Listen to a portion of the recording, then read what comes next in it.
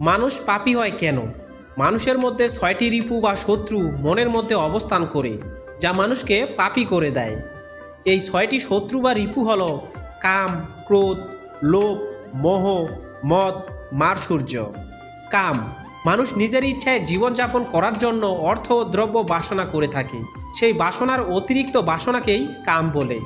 ক্রোধ, যেই সমস্ত কামনা বাসনা যখন প্রচুর পরিশ্রম করেও পূর্ণ হয় না, তখন আমাদের মনে উত্তেজনা সৃষ্টি হয়। এই উত্তেজনার ফলে মানুষ কলহ, কটু বাক্য প্রয়োগ করে অন্যকে আঘাত করে, এমনকি আত্মঘাতমূলক পাপকর্মও করে বসে।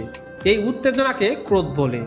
লোভ, বহু বিঘ্ন আশঙ্কা সত্ত্বেও কোনো বস্তু ভোগের মানসিকতাকে লোভ বলে।